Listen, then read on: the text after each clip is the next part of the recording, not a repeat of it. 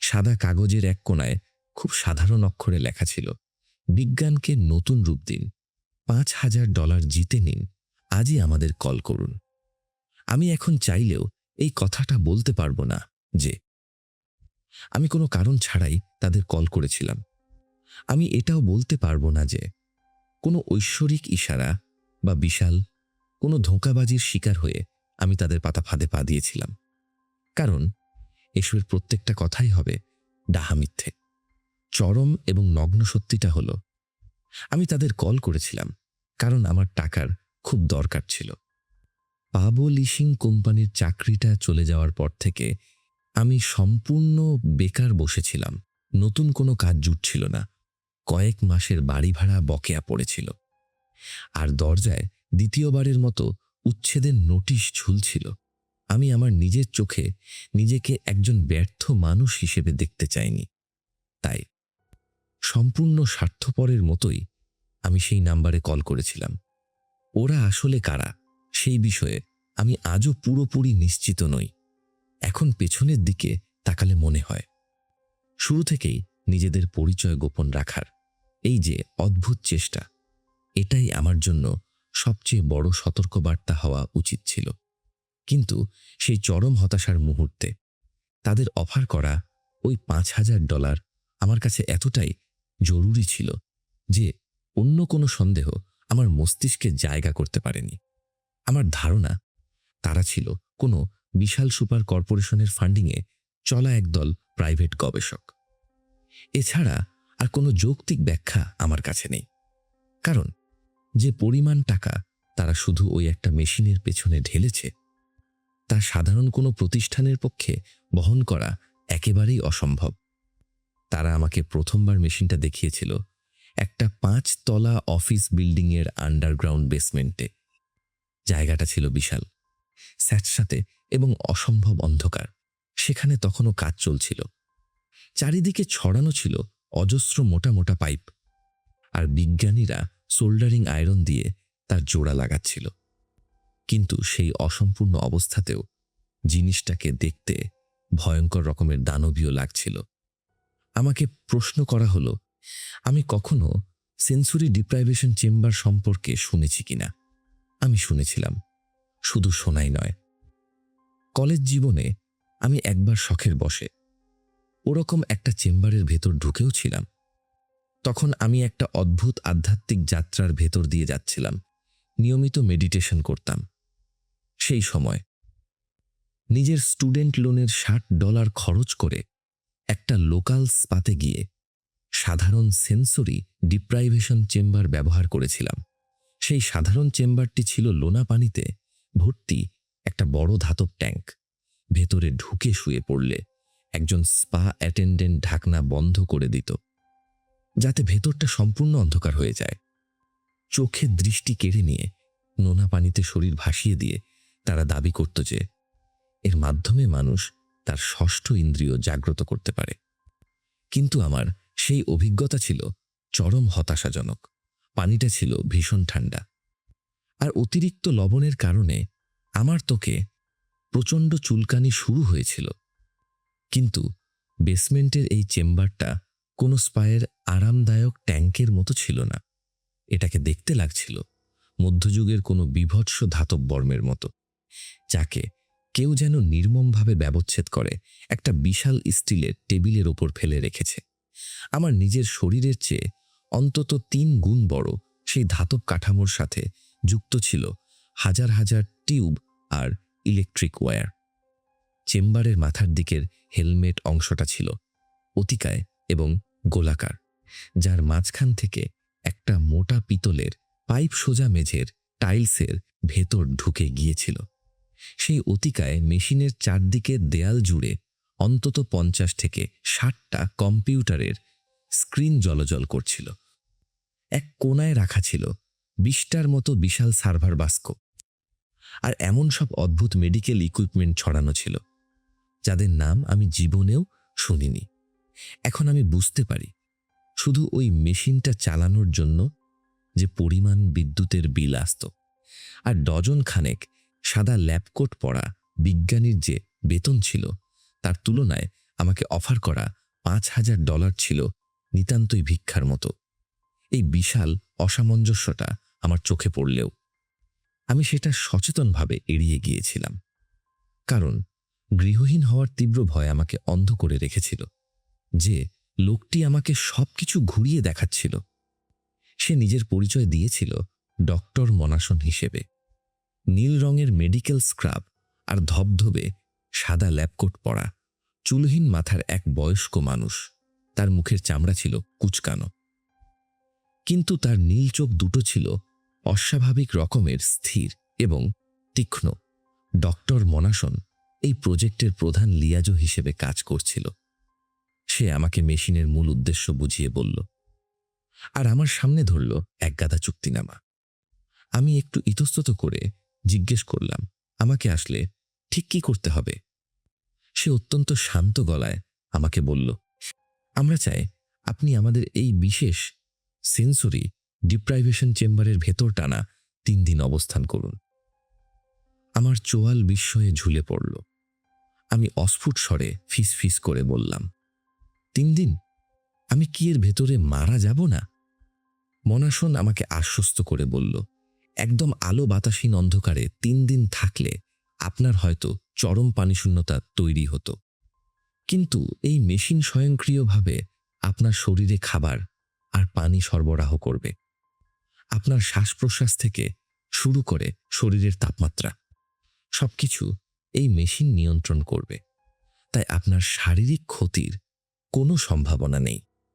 Doctor মনাসন এরপর আমাকে মেশিনের কার্যপ্রণালী বোঝাতে শুরু করল। সে জানালো, সাধারণ চেম্বারে মানুষের মস্তিষ্ক তার শরীরের ক্ষুধা, তৃষ্ণা বা মলমূত্র ত্যাগের অনুভূতির কারণে পুরোপুরি বিচ্ছিন্ন হতে পারে না। মস্তিষ্ক সবসময় তার নিজের শরীর বা আধারের ব্যাপারে সচেতন থাকে, কিন্তু তাদের এই বিশেষ মেশিনটা একদম আলাদা। এই অতিকায় ধাতব বর্মের ভেতরের অংশটা নরম রাবার দিয়ে মোড়ানো, যা ঠিক মানুষের শরীরের তাপমাত্রার সাথে মানিয়ে নিতে পারে। ক্যাথিটার এবং অসংখ্য টিউবের মাধ্যমে আমার শরীরের যাবতীয় অপ্রীতিকর নিষ্কাশন প্রক্রিয়া স্বয়ংক্রিয়ভাবে সম্পন্ন হবে। একটা উন্নত রেসপিরেটর আমার শ্বাস প্রশ্বাস এবং লালা উৎপাদন নিয়ন্ত্রণ করবে। কিন্তু সবচেয়ে ভয়ঙ্কর তথ্যটা সে এরপরে দিল। সে জানালো, মেশিনের ভেতর আমার শরীরের স্বাভাবিক স্পর্শকাতরতা পুরোপুরি কেড়ে নেওয়া হবে। একটা আইভি কর্ডের মাধ্যমে আমার রক্তনালীতে এমন এক ধরনের নাম্বিং সলিউশন বা অবস্কারী তরল পুশ করা হবে, যা আমার শরীরের সমস্ত অনুভূতিকে সম্পূর্ণভাবে বন্ধ করে দেবে। এর মানে হলো, মেশিনের ভেতর আমি আমার নিজের শরীরের কোনো অস্তিত্বই টের পাব না। তার কথাগুলো যতই এগোচ্ছিল, ততই আমার ভেতরের ভয়টা গাঢ় হচ্ছিল। এটা স্পষ্ট ছিল যে তারা প্রতিটি সূক্ষ্ম বিষয়ের জন্য পূর্ব প্রস্তুতি নিয়ে রেখেছে। এমনকি আমার মতো একজন সাধারণ মানুষকে বেছে নেওয়ার পেছনেও তাদের সুনির্দিষ্ট হিসাব ছিল। আমি ছিলাম শত শত আবেদনকারীর মধ্যে প্রথম নির্বাচিত ব্যক্তি। এর পেছনে 3টি কারণ ছিল। প্রথমত, আমার কোনো শারীরিক বা মানসিক অসুস্থতার ইতিহাস ছিল না, যা তাদের এক্সপেরিমেন্টে কোনো প্রভাব ফেলতে পারে। দ্বিতীয়ত, আমার উচ্চতা এবং ওজন তাদের মেশিনের আদি নকশার সাথে প্রায় নিখুঁতভাবে মিলে গিয়েছিল। কিন্তু তৃতীয় এবং সবচেয়ে ভয়ঙ্কর কারণটা ছিল অন্য জায়গায়। তারা আমাকে বেছে নিয়েছিল কারণ এই মেশিনের বাইরে এমন কোনো কিছু বা এমন কেউ নেই যার কারণে এই এক্সপেরিমেন্ট মাঝপথে থামিয়ে দিতে হবে। আমার কোনো প্রেমিকা নেই, কোনো চাকরি নেই, কোনো আত্মীয় স্বজন নেই, এমনকি পানি দেওয়ার মতো একটা ছোট গাছও আমার বাসায় নেই। বিজ্ঞানীরা খুব ভালো করেই জানত যে আমি টানা 3 দিন তাদের ওই অতিকায় ফাঁদের ভেতর শান্তিতে পড়ে থাকব। কেউ আমাকে খুঁজতে আসবে না। ইনটেক প্রসেস বা ভেতরের প্রস্তুতি পর্বটা ছিল ভীষণ দীর্ঘ। আমি মনে হয় শত শত লাইবিলিটি ওয়েভার বা দায়মুক্তির চুক্তিনামায় সই করেছি। আমাকে বারবার ডিসঅ্যাসোসিয়েশন, অডিও এবং visual hallucination, depression, time dilation, প্রচণ্ড অ্যাংজাইটি, এমনকি আত্মহত্যার চিন্তার মতো ভয়ঙ্কর সব সম্ভাব্য পার্শ্ব প্রতিক্রিয়ার কথা স্মরণ করিয়ে দেয়া হয়েছে। তবুও আমি পিছু হটিনি। নিজেকে মানসিকভাবে প্রস্তুত করার জন্য তারা আমাকে কয়েক সপ্তাহ সময় দিয়েছিল। অবশেষে সেই ভয়ঙ্কর দিনটা এলো। ডক্টর মোনাসন আমাকে সান্ত্বনা দেওয়ার চেষ্টা করলেও আমার ভেতরটা উত্তেজনায় কাঁপছিল। সে আমাকে বলল, এই প্রক্রিয়াটা কয়েকটা ধাপে হবে।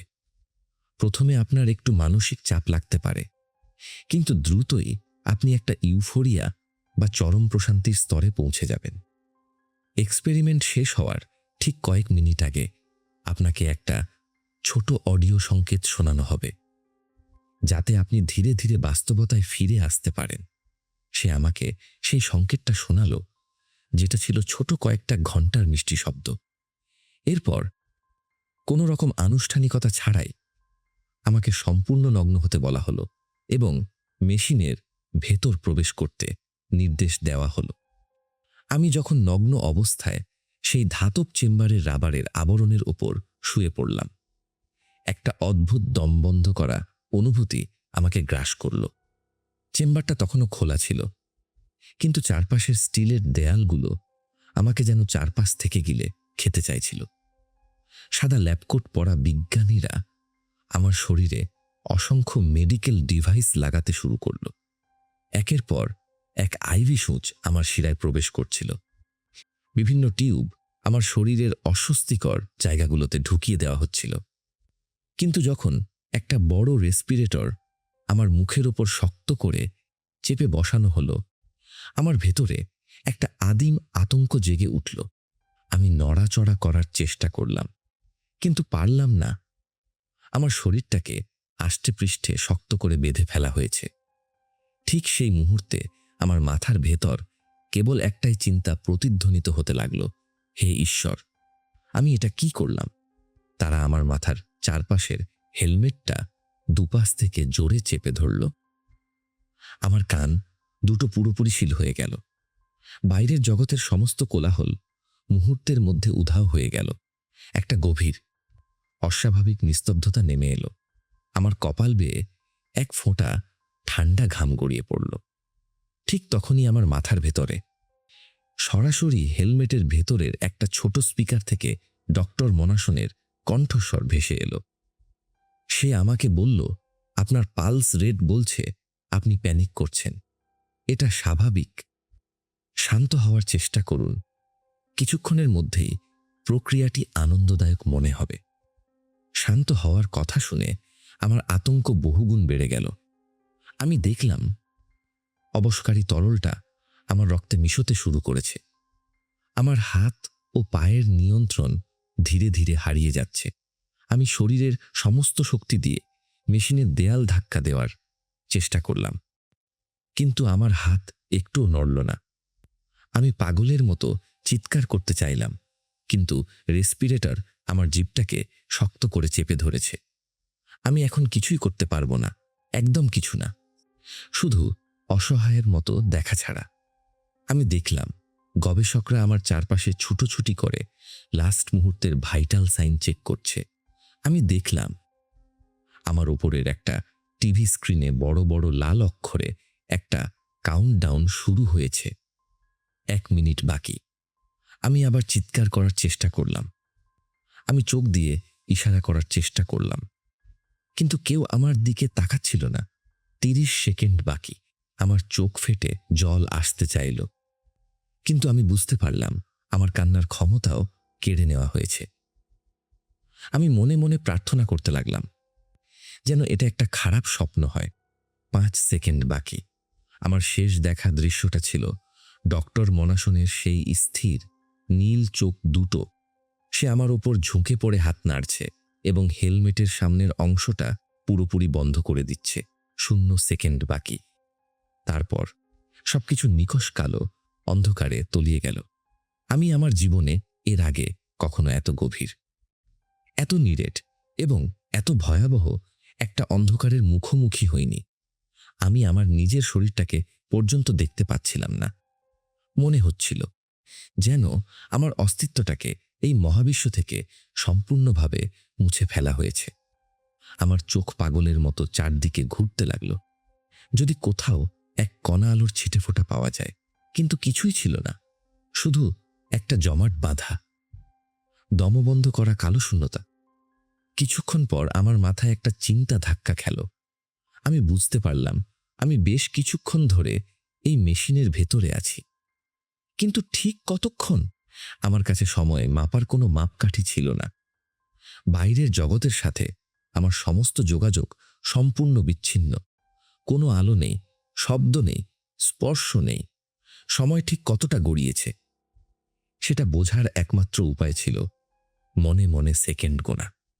কিন্তু সময় তার নিজস্ব গতিতে বয়ে চলল।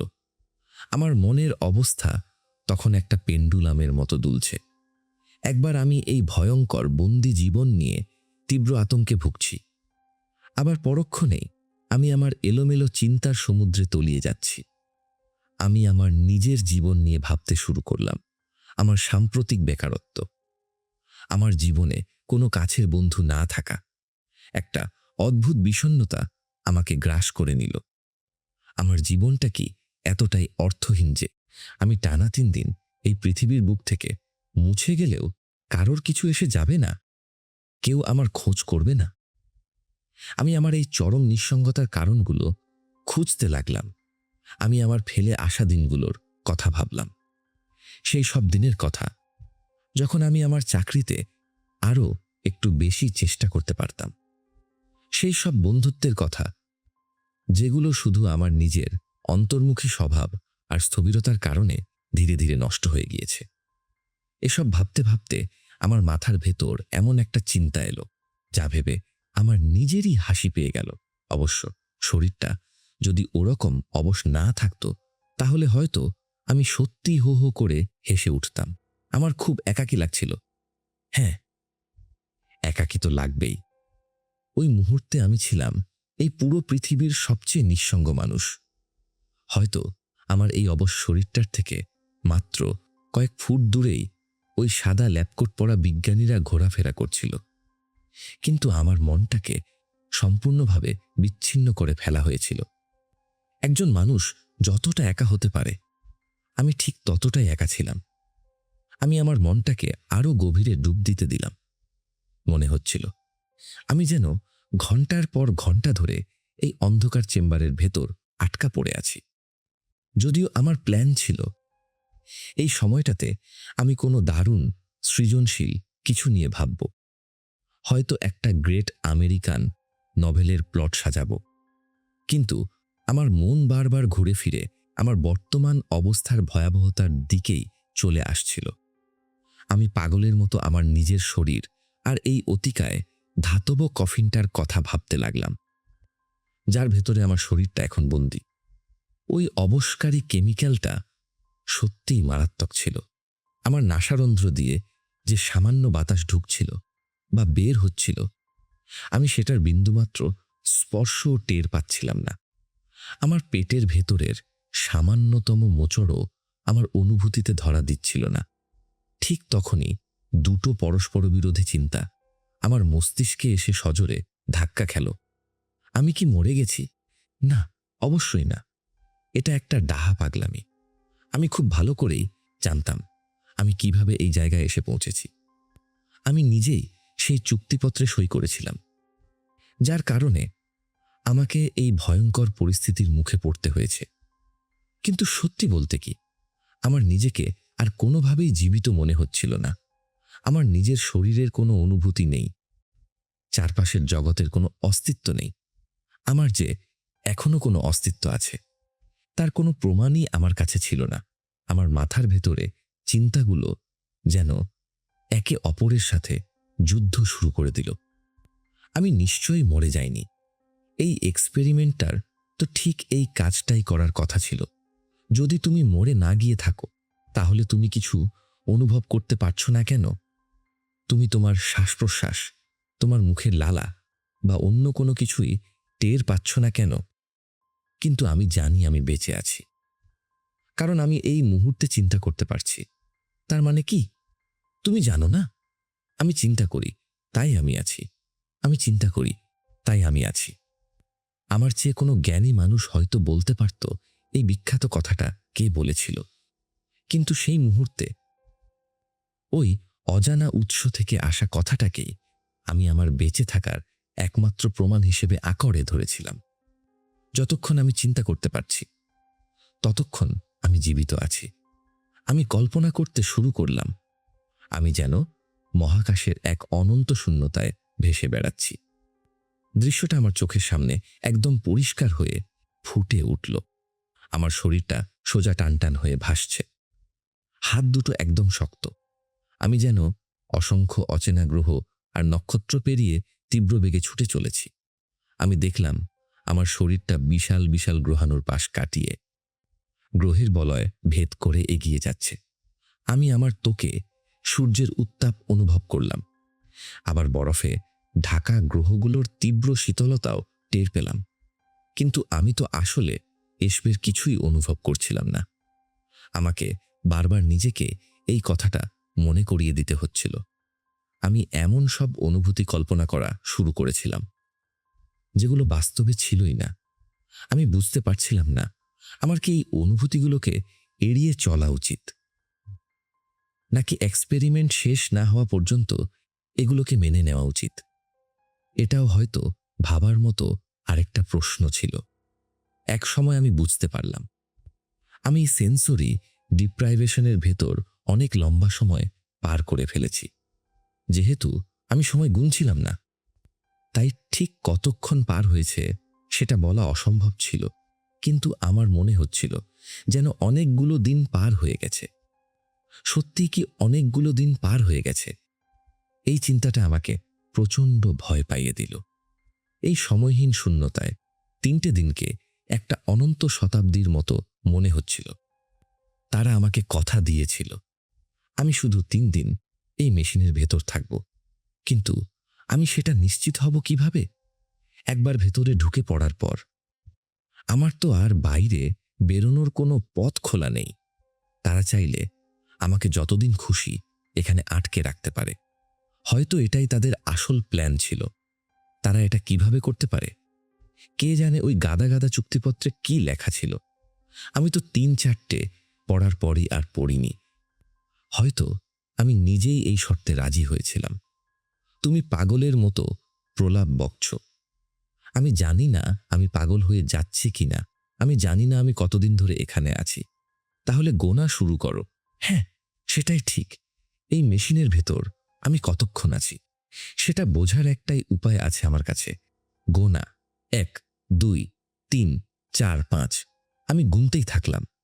আমি 60 পর্যন্ত গুনলাম। 1 মিনিট হলো।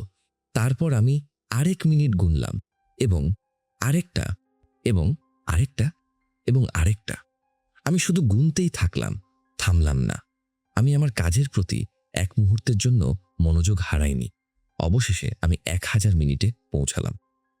হিসাব করলে 1000 মিনিট মানে মাত্র 16 ঘন্টার একটু বেশি। তার মানে তারা আমাকে যতক্ষণ এই মেশিনের ভেতর রাখার কথা বলেছিল এটা তার ধারে কাছেও নয়।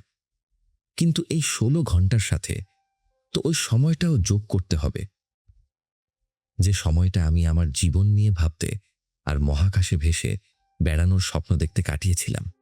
নিশ্চয়ই আমি গোনার চেয়ে বেশি সময় ধরে শুধু চিন্তাই করেছি। আমি অনুমান করার চেষ্টা করলাম ঠিক কতক্ষণ আমি এই মেশিনের ভেতর আটকে আছি। আমার মনে হচ্ছিল 3 দিনের বেশি সময় পার হয়ে গেছে। আমি শুধু নিজেকে বারবার সান্ত্বনা দিতে লাগলাম, খুব শিগগিরই তারা আমাকে এখান থেকে বের করে আনবে। আমি আবার আমার মনটাকে ভাসিয়ে দিলাম।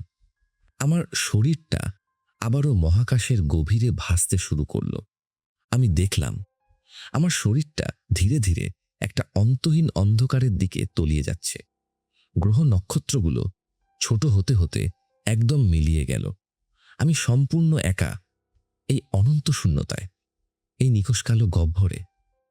আমার শরীরের ভেতর একটা কনকনে ঠান্ডা অনুভূতি ছড়িয়ে পড়তে লাগলো।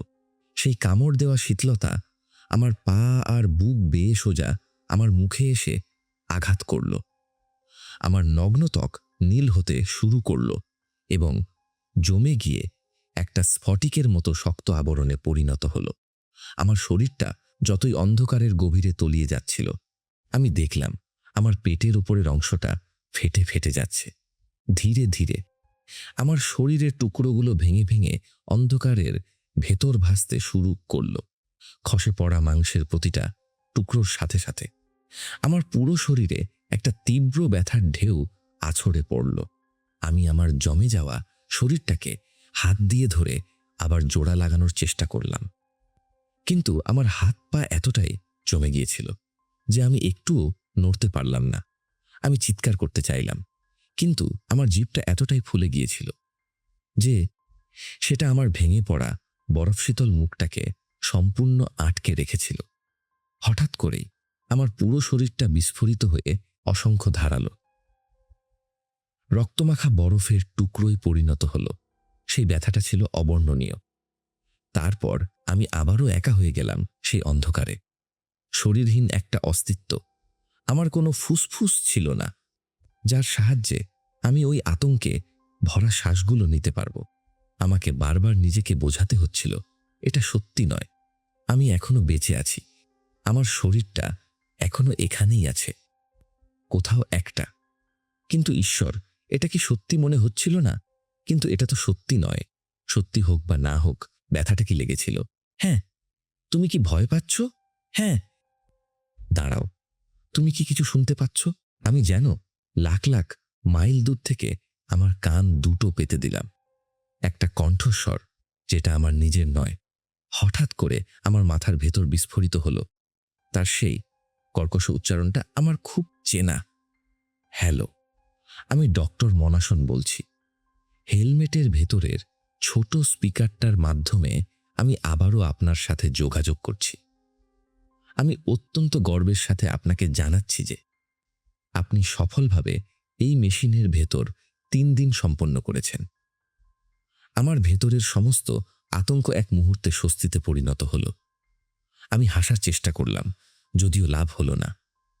এই পর্যায়ে আমরা আপনাকে আমাদের এক্সপেরিমেন্টের বর্তমান অবস্থা সম্পর্কে জানাতে চাই।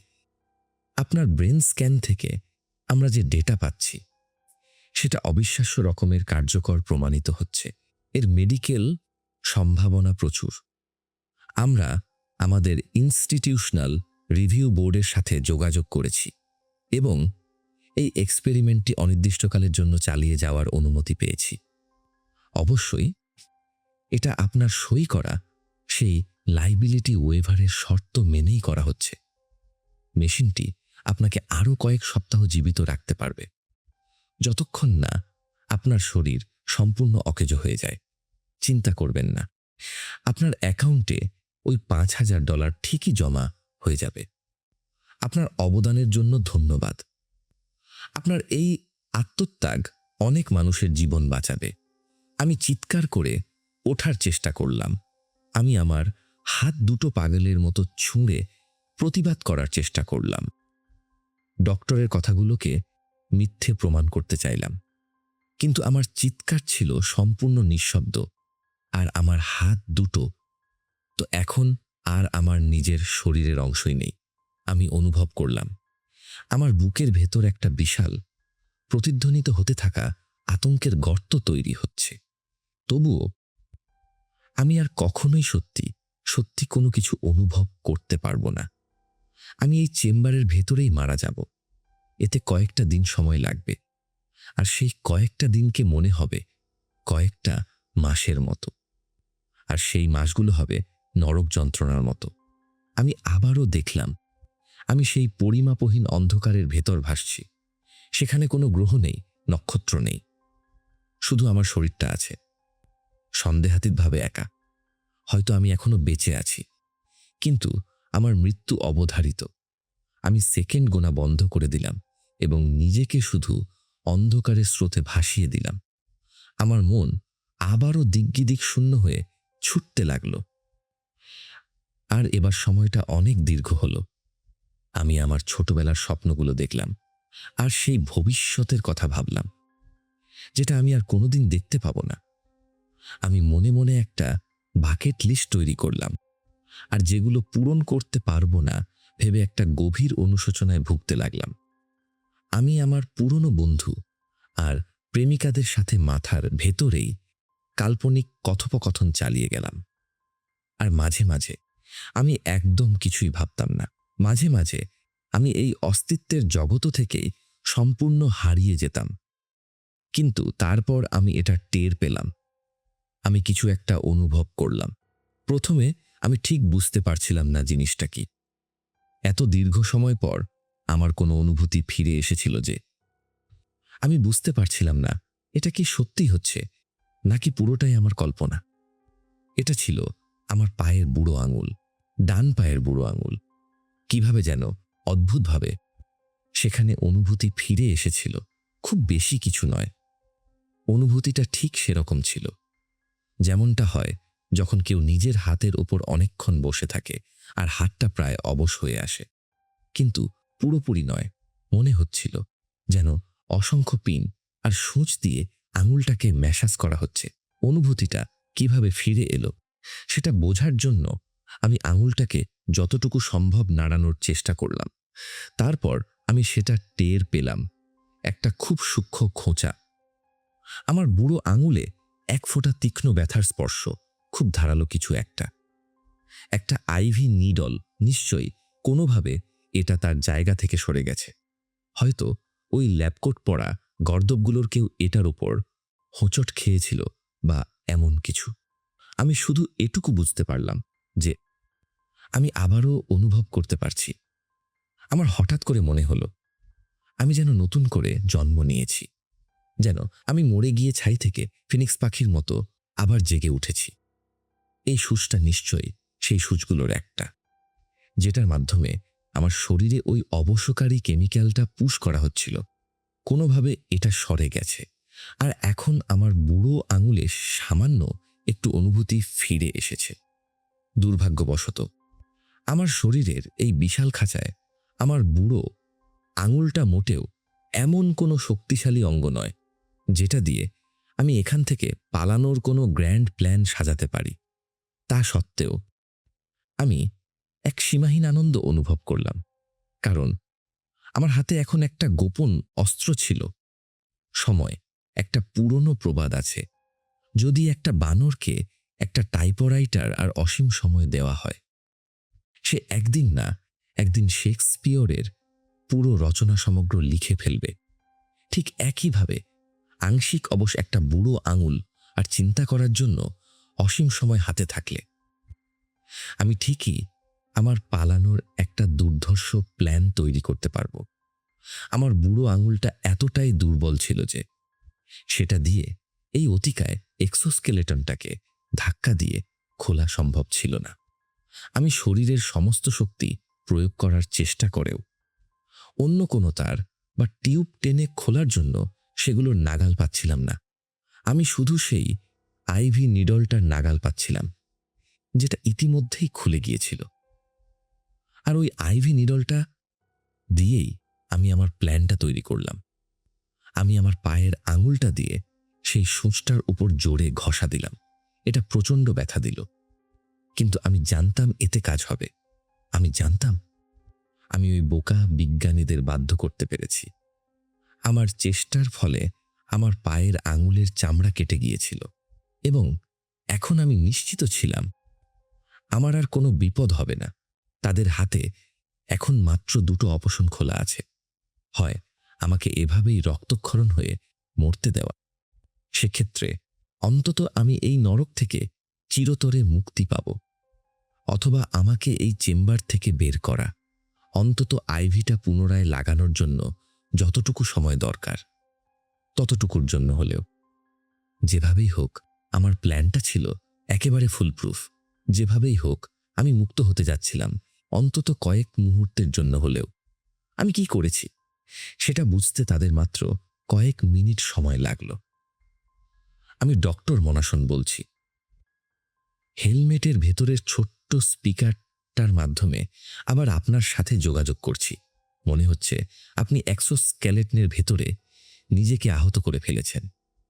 কিছু আলোচনার পর আমরা এক্সপেরিমেন্টটা আপাতত স্থগিত করে ত্রুটিটা ঠিক করার সিদ্ধান্ত নিয়েছি। প্রস্তুত থাকুন, কিছুক্ষণের মধ্যেই এক্সোস্কেলেটনটি খুলে যাবে। যে তীব্র আলোটা আমার চোখের ওপর এসে পড়ল সেটা আমাকে প্রায় অন্ধ করে দিল। মেশিনটা খোলার সাথে সাথে আমি ইলেকট্রনিক যন্ত্রপাতির খটখট শব্দ আর আমার চারপাশের মানুষগুলোর কথাবার্তার শব্দে যেন ডুবে গেলাম। আমার শরীর থেকে যখন সূঁচ আর টিউবগুলো একটা দ্রুত টানে খুলে নেওয়া হলো, সেটা আমার জীবনে অনুভব করা যে কোনো স্পর্শের চেয়েও অনেক বেশি আরামদায়ক মনে হলো। তারা আমাকে বের করে আনলো। আমি মুক্ত ছিলাম। আমার শরীরটা কয়েক ঘন্টা ধরে সম্পূর্ণ অবশ হয়ে রইল। ওই কেমিক্যালটা আমাকে বিন্দুমাত্র নড়াচড়া করার সুযোগ দিচ্ছিল না। সেই সময়টায় বিজ্ঞানীরা আমাকে ওই এক্সোস্কেলেটনের ভেতরেই ফেলে রাখল যখন তারা ডেটা চেক করছিল, আর আমার বুড়ো আঙুলে ব্যান্ডেজ বাঁধছিল। আমি তাদের প্রতিটা কথা শোনার চেষ্টা করছিলাম, কিন্তু কোনোভাবেই মনোসংযোগ করতে পারছিলাম না। আমার মাথার উপরে তীব্র আলোগুলো আমার চোখে সূচের মতো বিঁধছিল, কারণ আমার চোখ এতক্ষণে সেই নিরেট অন্ধকারের সাথে পুরোপুরি মানিয়ে নিয়েছিল। ওষুধের প্রভাব যত ধীরে ধীরে আমার শরীর থেকে কেটে যাচ্ছিল, আমার জয়েন্টগুলোতে একটা ভোঁতা ব্যথা তৈরি হতে লাগল। কিছুক্ষণ পর ল্যাবকোট পরা একটা দল আমাকে এক্সোস্কেলেটন থেকে টেনে বের করল। আমি অনুভব করলাম আমার মাথার উপর দিয়ে একটা ড্রেসিং গাউন পরিয়ে দেওয়া হলো। তারপর আমাকে ধপ করে একটা হুইলচেয়ারের ওপর বসিয়ে দেওয়া হলো, তখনও নড়াচড়া করতে অক্ষম অবস্থায়। আমি শুধু ধাতব চাকার ঘর ঘর শব্দ শুনতে পাচ্ছিলাম যখন তারা আমাকে তাদের ল্যাবের আরো গভীরে, আরো অন্ধকারের দিকে ঠেলে নিয়ে যাচ্ছিল। আরেকবার বুঝিয়ে বলুন, যখন আপনি মহাকাশে ভাসছিলেন তখন আপনার অনুভূতিটা ঠিক কেমন ছিল? দয়া করে আমাকে যেতে দিন, আমি পারবো না। আপনি সেটা খুব ভালো করেই জানেন। আপনার কাছ থেকে আমরা যে ডেটা পাচ্ছিলাম সেটা অনেক বেশি জরুরি। অসংখ্য মানুষের জীবন মরণের প্রশ্ন জড়িয়ে আছে। আর তাছাড়া আমরা আপনাকে পুলিশের কাছে যাওয়ার ঝুঁকি নিতে দিতে পারি না। আপনাকে আবার ওই মেশিনের ভেতরেই ফিরে যেতে হবে। এই কথোপকথনটা অন্তত 1 ঘন্টা ধরে চলছিল। জায়গাটা ছিল ওই রিসার্চ গ্রুপের বিশাল আন্ডারগ্রাউন্ড ল্যাবের কোথাও লুকানো একটা ছোট্ট ইন্টারোগেশন রুম। যদিও আমি কথা বলার মতো যথেষ্ট অনুভূতি ফিরে পেয়েছিলাম, তবুও নড়াচড়া করাটা আমার কাছে তখনও অসম্ভব কঠিন ছিল। এটা একেবারে দিনের আলোর মতো পরিষ্কার ছিল যে ল্যাবকোট পরা ওই মানুষগুলোর কাছে আমার প্রয়োজনীয়তা ফুরিয়ে গেলেই তারা আমাকে আবার সেই অতিকায় মেশিনের ভেতর ঢুকিয়ে দেবে, যতক্ষণ না আমার শরীরটা পচে গলে শেষ হয়ে যায়। বিজ্ঞানীরা এ পর্যন্ত যে পরিমাণ ডেটা পেয়েছিল সেটা তাদের কাছে এতটাই অমূল্য ছিল যে আমাকে জোর করে আটকে রাখতে তাদের বিবেকে একটুও বাধছিল না। আমি ওই ছোট ধাতব ঘরটায় বসেছিলাম। একটা ঠান্ডা ফোল্ডিং চেয়ারের সাথে আমাকে শক্ত করে বাঁধা হয়েছিল। আমার পরনে ছিল শুধু একটা পাতলা ড্রেসিং গাউন। আমি আমার নিজের করুণ পরিণতির কথা ভাবছিলাম। মাত্র $5,000 বিনিময়ে আমি আমার পুরো জীবনটাকে বিক্রি করে দিয়েছি। আমার একমাত্র স্বস্তি ছিল এই যে ডক্টর মনাসনের প্রশ্নগুলোর উত্তর না দিয়ে আমি যতক্ষণ প্রতিরোধ ধরে রাখতে পারব ততক্ষণ অন্তত ওই মেশিনে ফিরে যাওয়াটা পেছানো যাবে। কিন্তু আমি খুব ভালো করেই জানতাম আমি শুধু আমার অবধারিত মৃত্যুকে একটু দেরি করাচ্ছি মাত্র। আমি মাথা নিচু করে আমার বুড়ো আঙুলটার দিকে তাকিয়ে রইলাম, যেটায় এখন একটা সাদা ব্যান্ডেজ জড়ানো। কিভাবে যেন এই সহজ সত্যটা আমার মাথায় একবারের জন্য আসেনি যে আমি যদি ওই মেশিনের ভেতর থেকে কোনোভাবে বের হতেও পারি, এই বিজ্ঞানীরা আমাকে জীবিত অবস্থায় এই বিল্ডিং থেকে বের হতে দেবে না। অন্তত তারা যখন আমাকে মৃত্যুর আগ পর্যন্ত বন্দি করে রাখার সিদ্ধান্ত নিয়েই ফেলেছে, তখন তো নয়। আমি যদি আপনার প্রশ্নগুলোর উত্তর না দিই তাহলে কি হবে? এই প্রশ্নগুলোর উত্তর থেকে আমরা যে ডেটা পেতে চাইছি সেটা অত্যন্ত গুরুত্বপূর্ণ এবং অনেক মানুষের জীবন বাঁচাতে পারে। কিন্তু যদি আমরা আপনার মুখ থেকে কথা বের করতে না পারি, তাহলে এক্সোস্কেলেটন থেকে পাওয়া আগের তথ্যগুলোই আমাদের জন্য যথেষ্ট হবে। আপনি যদি উত্তর না দেন, তাহলে আমরা আপনাকে এখনই আবার সেই মেশিনের ভেতর ঢুকিয়ে দেব। তার মানে আমার উত্তরের কোনো মূল্য নেই। আমি ইতিমধ্যেই ধ্বংস হয়ে গেছি। আমার ভাগ্য নির্ধারণ করা হয়ে গেছে। তাই আমি ভাবলাম, যতক্ষণ পারা যায় সময় নষ্ট করাই ভালো। ঠিক আছে, আপনার যা ইচ্ছা জিজ্ঞেস করুন। আমি শত শত প্রশ্নের উত্তর দিলাম, যার বেশিরভাগই ছিল একই প্রশ্নের পুনরাবৃত্তি। এই প্রক্রিয়ায় ঘন্টার পর ঘন্টা পার হয়ে গেল। বিজ্ঞানীরা আমার কথার দিকে খুব একটা মনোযোগ দিচ্ছিল না। ঘরের ভেতর আমার সামনে একটা রেকর্ডার চালু করে রাখা হয়েছিল।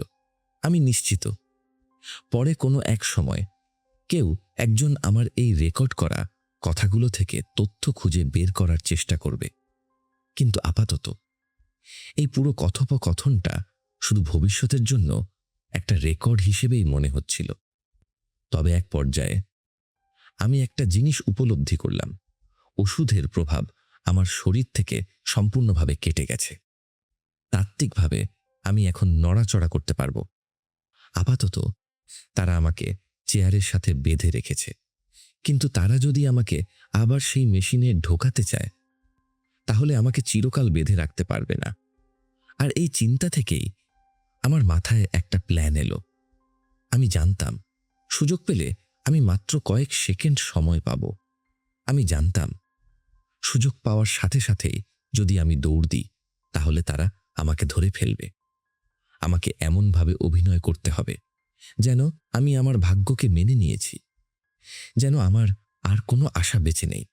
যখন সেই দীর্ঘ জেরা পর্ব শেষ হলো, আমি দেখলাম আমাকে আবার সেই এক্সোস্কেলেটন রাখা ঘরে টেনে নিয়ে যাওয়া হচ্ছে। হয়তো তারা ভয় পাচ্ছিল যে আমি পালানোর চেষ্টা করব, তাই পুরোটা রাস্তা তারা আমাকে শক্ত করে বেঁধে রেখেছিল। কিন্তু যখন আমাকে মেশিনের ভেতর ঢোকানোর সময় হলো, তখন তারা আমার বাঁধনগুলো খুলে দিল। তারা আমার ড্রেসিং গাউনটা টেনে খুলে ফেলল এবং আমাকে ধরাধরি করে মেশিনের ভেতর শুইয়ে দিল। আমি আমার শরীরটাকে একদম নরম করে ছেড়ে দিলাম। ঠিক সেই অবশ অবস্থার মতো অভিনয় করতে লাগলাম, যে অবস্থাটা একটু আগেও আমাকে আষ্টে পৃষ্ঠে বেঁধে রেখেছিল। আমি যখন এক্সোস্কেলেটনের সেই রাবারের আবরণের ওপর শুয়েছিলাম। ডক্টর মনাসন ছাদের ওপর লাগানো একটা লাউডস্পিকার দিয়ে আমার সাথে কথা বলতে লাগল। আমি দুঃখিত যে আমাদের আবার আলাদা হতে হচ্ছে।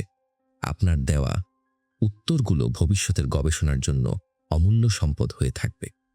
আমি জানি এখন হয়তো আমাদের আপনার কাছে ভিলেন মনে হচ্ছে, কিন্তু আমরা যে গবেষণা করছি তার কোনো মূল্য দিয়ে বিচার করা যায় না। এটা একদিন বহু মানুষের জীবন বাঁচাবে।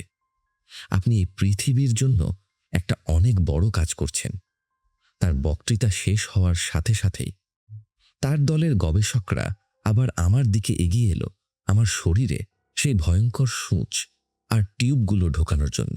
আমি সেখান থেকে পালানোর জন্য পাগল হয়েছিলাম, কিন্তু আমি দাঁতে দাঁত চেপে পড়ে রইলাম। তাদের বিশ্বাস করতে হবে যে আমি নড়াচড়া করতে সম্পূর্ণ অক্ষম। আমি আমার ডান হাতে সূচ ফোটার তীব্র ব্যথা অনুভব করলাম। আমার শরীরে ইতিমধ্যেই সেই অবস্কারী তরল পুশ করা শুরু হয়ে গেছে। আমার হাতে সময় খুব কম। যখন কয়েকজন ল্যাবকোট পরা লোক আমার বাঁ দিকে এগিয়ে এলো আরেকটা আইভি ঢোকানোর জন্য, আমি ঠিক সেই মুহূর্তে আমার শরীরের সমস্ত শক্তি একত্রিত করে সোজা হয়ে মেশিনের ভেতর দাঁড়িয়ে পড়লাম।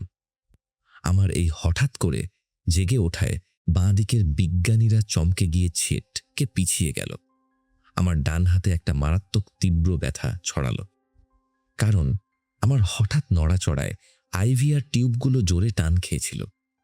পুরো ঘরটা মুহূর্তের মধ্যে আতঙ্কে ফেটে পড়ল।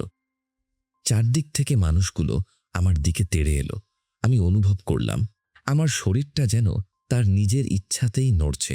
আমার বাঁ হাতটা বিদ্যুতের বেগে আমার ডান হাতের দিকে গেল এবং আমার শরীর থেকে সমস্ত তার আর সূচগুলোকে এক হ্যাঁচকায় ছিঁড়ে ফেলল। মেশিনের গায়ে তাজা লাল রক্ত ছিটকে পড়ল। আমার ডান হাতটা অবশ হয়ে আমার পাশে ঝুলে পড়ল। আমি মেশিন থেকে লাফ দিয়ে সোজা মেঝেতে এসে পড়লাম। আমি তখন সম্পূর্ণ নগ্ন।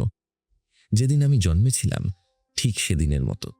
অবশকারী তরলটা আমার ডান হাতটাকে অকেজো করে দিয়েছিল, কিন্তু আমার শরীরের বাকি অংশ তখনও ঠিকঠাক কাজ করছিল। আমি সেই দরজার দিকে পাগলের মতো ছুটতে শুরু করলাম, যে দরজা দিয়ে আমি এই ল্যাবে ঢুকেছিলাম।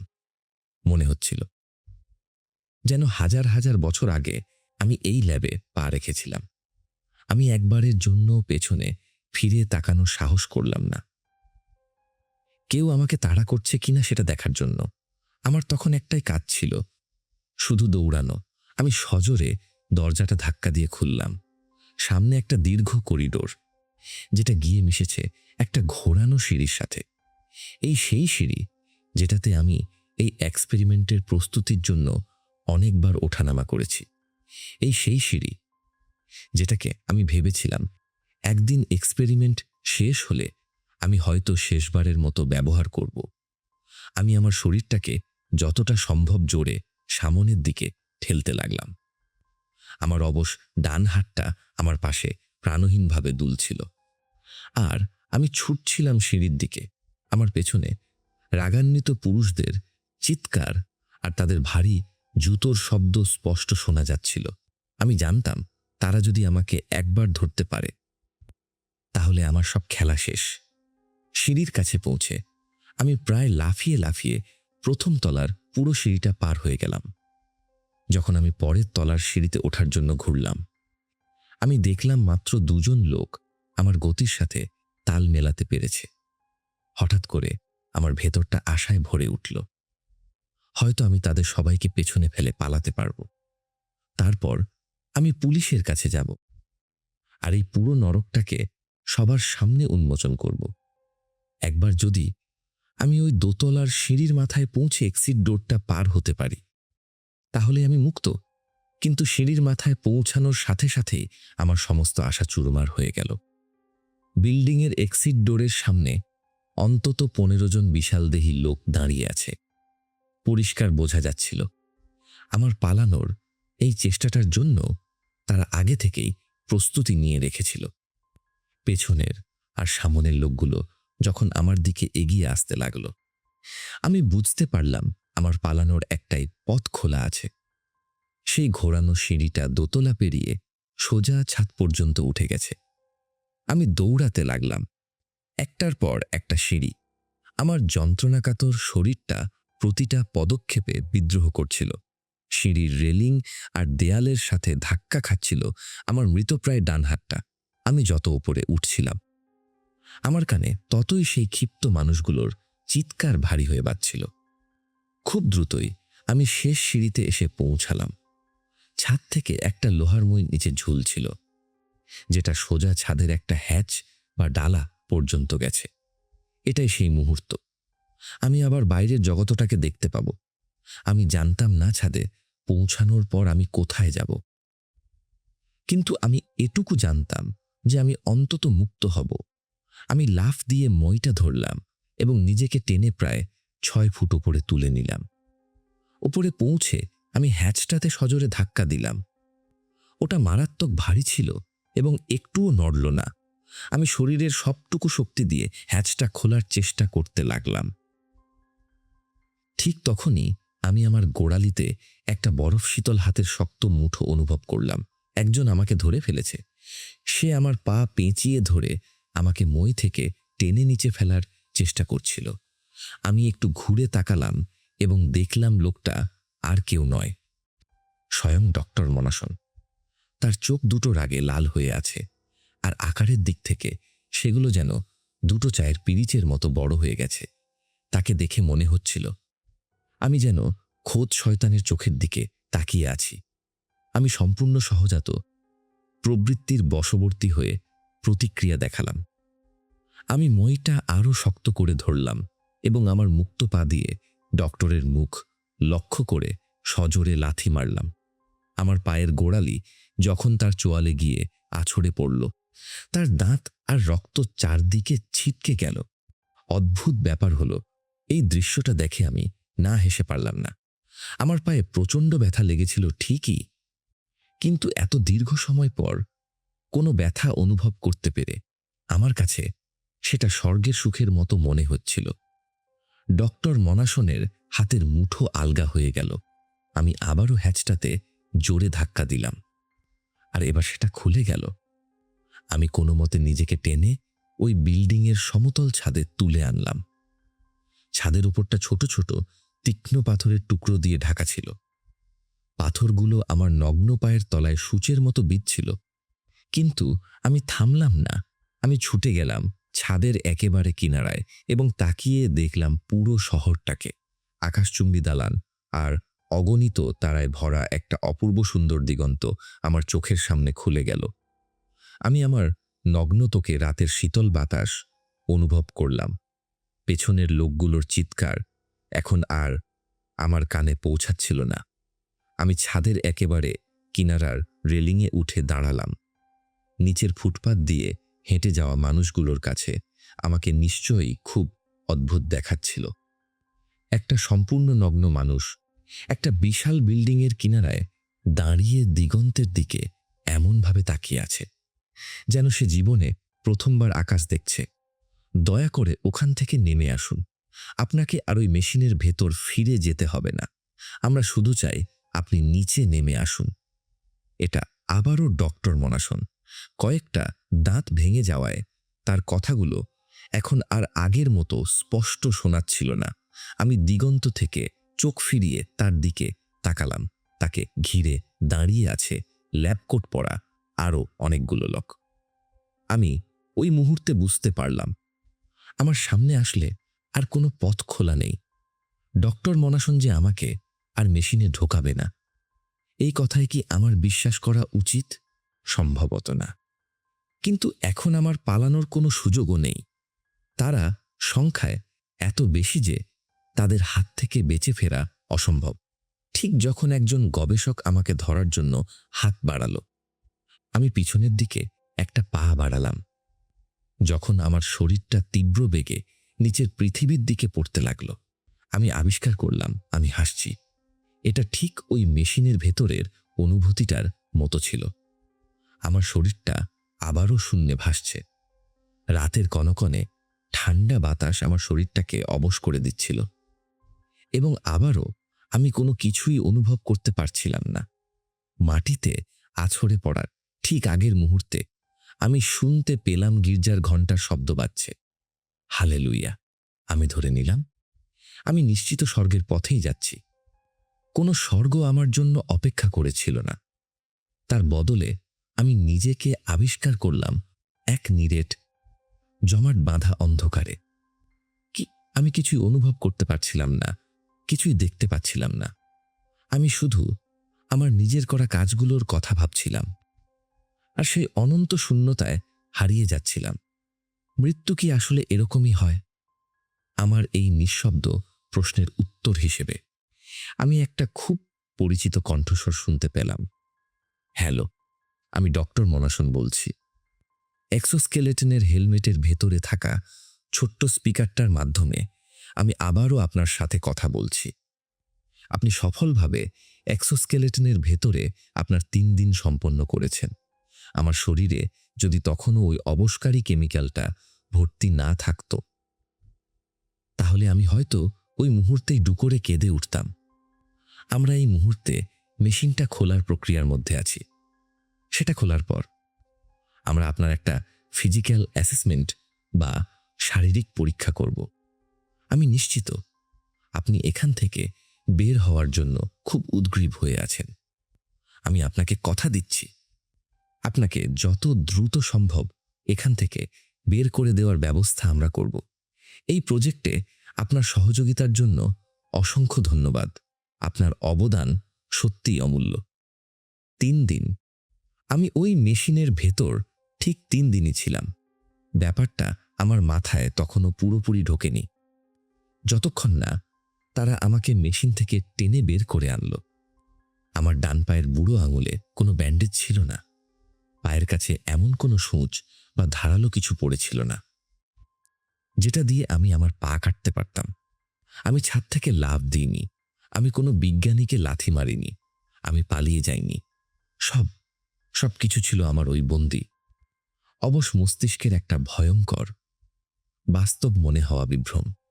এক্সপেরিমেন্ট শেষ হওয়ার পরের কয়েকটা ঘন্টা ওই ফেসিলিটির মানুষগুলোর ব্যবহার ছিল অভাবনীয় রকমের ভালো।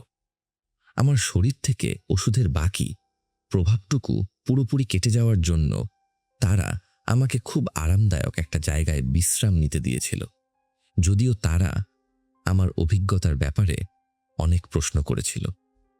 কিন্তু আমি যখন কথা বলতে অস্বীকৃতি জানালাম, তখন তারা কোনো রকম জোড়াজুড়ি বা খারাপ ব্যবহার করেনি। বরং গবেষকরা খুব আগ্রহ নিয়ে আমাকে বোঝানোর চেষ্টা করছিল যে আমি যা কিছু দেখেছি বা অনুভব করেছি তার সবটাই আমার মাথার ভেতরের কল্পনা ছিল। এক্সপেরিমেন্ট শেষ হওয়ার পরের দিনগুলোতে ডক্টর মনাসন নিজে থেকে উদ্যোগ নিয়ে আমার মানসিক স্বাস্থ্যের জন্য প্রয়োজনীয় সমস্ত সাহায্য নিশ্চিত করেছিল।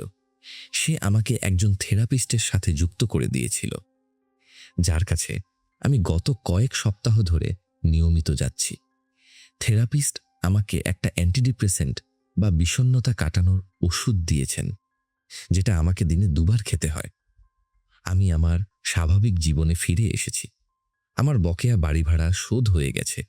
আমি নতুন করে একজনের সাথে ডেট করছি। অন্য একটা বুক পাবলিশিং কোম্পানিতে আমার একটা নতুন চাকরিও হয়েছে। সব মিলিয়ে মনে হচ্ছে আমার জীবনের সমস্ত স্বপ্ন যেন সত্যি হয়ে গেছে। কিন্তু আমি যতক্ষণই থেরাপিস্টের সাথে কথা বলি না কেন, আর যত গাদা গাদায় ওষুধ খাই না কেন, আমি কোনোভাবে ওই মেশিনের চিন্তাটা মাথা থেকে দূর করতে পারছি না। আমি শুধু ভাবি কিভাবে ওই 3টে দিন অনন্তকালের মতো দীর্ঘ মনে হয়েছিল। কিন্তু তুমি তো এখন মেশিনের বাইরে আছো, তোমার 3 দিন তো শেষ হয়ে গেছে। হ্যাঁ, কিন্তু কিন্তু কি? আমি তো একবার মেশিনের বাইরে এসেছিলাম বলে ভেবেছিলাম, কিন্তু সেটা তো সত্যি ছিল না। কিন্তু সেটা তো একদম সত্যি মনে হয়েছিল। এখনকার এই জীবনটাকে কি সত্যি মনে হচ্ছে? আমি আর কিছুই জানি না। 3টে দিন কি এর চেয়েও দীর্ঘ মনে হতে পারে? আমি কি একটা থেরাপিস্ট, একটা নতুন চাকরি, একটা সুন্দর জীবনের কল্পনা করতে পারি না? আমি জানি না, আমি সত্যি কিছু জানি না। মাঝে মাঝে আমি যখন আমার চোখ দুটো বন্ধ করি, তখন আমি চোখ খুলতে প্রচণ্ড ভয় পাই। আমার ভয় হয় চোখ খুললেই হয়তো আমি আবার সেই নিরেট অন্ধকারটা দেখতে পাব। আমার বুকের ভেতরটা কেঁপে ওঠে এই ভেবে যে হয়তো চোখ খুললে আমি দেখব। আমি এখনো সেই অন্ধকারের ভেতর সম্পূর্ণ অসাড় অবস্থায় ওই কাল্পনিক নক্ষত্রগুলোর মাঝে অবিরাম ভেসে চলেছি। হয়তো আমার সেই 3 দিন এখনো শেষ হয়নি। হয়তো আমি কখনোই ওই মেশিন থেকে বের হতে পারবো না। এই ভয়টা আমাকে প্রতিটা মুহূর্ত কুড়ে কুড়ে খাচ্ছে। আমি যখন সকালে কফির মগটা হাতে নিই, তখনও আমার মনে হয় এই কফির গরম স্পর্শটা হয়তো আমার মস্তিষ্কের আরেকটা নতুন বিভ্রম। আমি যখন আমার নতুন বান্ধবীর সাথে কথা বলি, তখনও আমার মনে হয় ওর হাসিটা হয়তো ওই অবশকারী কেমিক্যালের প্রভাবে তৈরি হওয়া একটা হ্যালুসিনেশন। আমি কাজে যাই, মানুষের সাথে মিশি, কিন্তু আমার মনের একটা কোণা সবসময় সজাগ থাকে। একটা তীক্ষ্ণ হিমশীতল সন্দেহ আমাকে কখনো শান্তিতে থাকতে দেয় না। যদি হঠাৎ করে ডক্টর মনাসনের সেই যান্ত্রিক কণ্ঠস্বরটা আমার মাথার ভেতর বেজে ওঠে, যদি সে আবার বলে হ্যালো, আমি হেলমেটের ভেতরের ছোট্ট স্পিকারটা থেকে বলছি। আমি আমার চারপাশের পৃথিবীটাকে পরীক্ষা করতে শুরু করলাম। আমি দরজার ফ্রেমটা জোরে চেপে ধরতাম, কাঠের রুক্ষতা বোঝার চেষ্টা করতাম। আমি গরম জলের কলের নিচে হাত রেখে দিতাম যতক্ষণ না চামড়া লাল হয়ে জ্বলতে শুরু করে। আমি ব্যথা অনুভব করতে চাইতাম, তীব্র ব্যথা, কারণ ব্যথাটাই ছিল আমার কাছে বাস্তবতার একমাত্র প্রমাণ। ওই মেশিনের ভেতর আমি ব্যথাও অনুভব করেছিলাম, কিন্তু সেটা ছিল একটা কাল্পনিক ব্যথা, যেটা আমার মস্তিষ্ক নিজেই তৈরি করেছিল। এখন আমি যে ব্যথাটা পাচ্ছি সেটা কি সত্যি, নাকি আমার মস্তিষ্ক এখন আরও নিখুঁতভাবে এই বিভ্রমগুলোকে তৈরি করতে শিখে গেছে? মাঝে মাঝে রাতে আমার ঘুম ভেঙে যায়। ঘরটা যখন সম্পূর্ণ অন্ধকার থাকে তখন আমার শ্বাস নিতে কষ্ট হয়। আমার মনে হয় আমি আবার সেই ধাতব কফিনের ভেতর শুয়ে আছি। রেসপিরেটরের সেই ভারী চাপটা যেন আমি আবার আমার মুখের ওপর টের পাই। আমি পাগলের মতো হাত পা ছোঁড়ার চেষ্টা করি। আর যখন দেখি আমি আমার নিজের বিছানায় আছি, তখন একটা স্বস্তির নিঃশ্বাস ফেলি। কিন্তু সেই স্বস্তিটা বেশিক্ষণ স্থায়ী হয় না। থেরাপিস্ট আমাকে বলেছে এটা হলো পোস্ট ট্রমাটিক স্ট্রেস ডিসঅর্ডার বা পিটিএসডি। সে আমাকে বোঝানোর চেষ্টা করেছে যে আমার মস্তিষ্ক একটা চরম আঘাতের ভেতর দিয়ে গেছে এবং এখন সেটারই প্রতিক্রিয়া দেখাচ্ছে। সে আমাকে গ্রাউন্ডিং টেকনিক শিখিয়েছে, কিভাবে বর্তমানের ওপর মনোযোগ ধরে রাখতে হয়। 5টা জিনিস দেখুন, 4টে জিনিস ছুঁয়ে অনুভব করুন, 3টে জিনিসের শব্দ শুনুন, ইত্যাদি। আমি তার কথা মতো সবকিছু করার চেষ্টা করি, কিন্তু যখন আমি চোখ বন্ধ করে ওই 3টে জিনিস শোনার চেষ্টা করি, তখন আমি শুধু ওই মেশিনের ইলেকট্রনিক গুঞ্জনটাই শুনতে পাই। সেদিন একটা অদ্ভুত ঘটনা ঘটল। আমি রাস্তা দিয়ে হাঁটছিলাম, হঠাৎ করে একটা লোক আমার পাশ দিয়ে হেঁটে গেল। লোকটার পরনে ছিল নীল রঙের একটা স্ক্রাব আর একটা সাদা জ্যাকেট। লোকটার মাথার পেছনের দিকটা সম্পূর্ণ টাক। আমার বুকের ভেতর হৃৎপিণ্ডটা একটা ভয়ঙ্কর লাফ দিল। আমি থমকে দাঁড়ালাম। লোকটা ফিরে তাকালো না। সে তার নিজের গন্তব্যের দিকে হেঁটে চলে গেল। কিন্তু ওই কয়েক সেকেন্ডের জন্য আমার মনে হয়েছিল আমি ডক্টর মোনাসনকে দেখেছি। আমি কি সত্যিই পাগল হয়ে যাচ্ছি, নাকি আমি এখনো ওই মেশিনের ভেতরেই আছি? আমি একটা ডায়েরি লিখতে শুরু করলাম। আমার প্রতিদিনের কাজের ছোট ছোট বিবরণ লিখে রাখতাম। আমি ভাবতাম যদি আমি সবকিছু লিখে রাখি, তাহলে হয়তো আমি নিজেকে বোঝাতে পারবো যে আমি সত্যিই বাইরের পৃথিবীতে আছি। কিন্তু ডায়েরি লিখতে গিয়ে আমার মনে আরেকটা প্রশ্ন উঁকি দিল।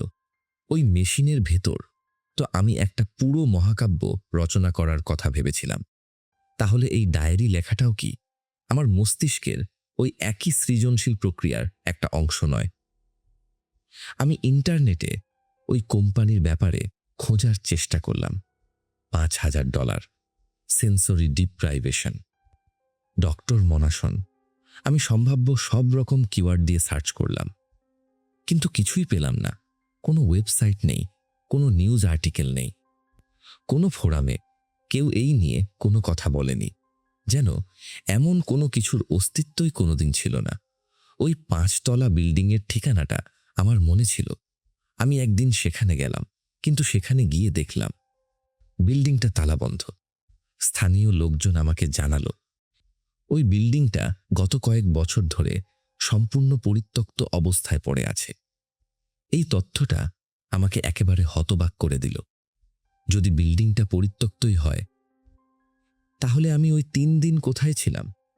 ওই বিশাল আন্ডারগ্রাউন্ড ল্যাব, ওই হাজার হাজার টাকার ইকুইপমেন্ট, ওই অসংখ্য বিজ্ঞানীরা, ওরা সব কোথায় গেল? আমার থেরাপিস্ট বলল, হয়তো আমি ঠিকানাটা ভুল মনে রেখেছি। চরম মানসিক চাপের কারণে আমার স্মৃতি হয়তো একটু এলোমেলো হয়ে গেছে। সে আমাকে ওই জায়গাগুলোর কথা ভুলে গিয়ে আমার নতুন জীবনের উপর ফোকাস করতে বলল। কিন্তু আমি কিভাবে ভুলব? আমি তো প্রতিটা রাত ওই নরকের ভেতর কাটাই। আমি বুঝতে পারলাম আমার কাছে বাস্তবতার কোনো শক্ত প্রমাণ নেই। আমি হয়তো একটা অনন্ত স্বপ্নের ভেতর বন্দী হয়ে আছি, যে স্বপ্নটা আমার নিজেরই তৈরি করা। আমি হয়তো কোনোদিনও জানতে পারবো না আসল সত্যিটা কি। হয়তো আমি সত্যিই একটা নতুন জীবন পেয়েছি, আর হয়তো আমি এখনো সেই রাবারের আবরণের উপর অবশ হয়ে শুয়ে আছি। আর আমার মস্তিষ্ক আমাকে এই নতুন জীবনের মিথ্যা গল্প শোনাচ্ছে। আমি আয়নার সামনে দাঁড়িয়ে আমার নিজের চোখের দিকে তাকাই।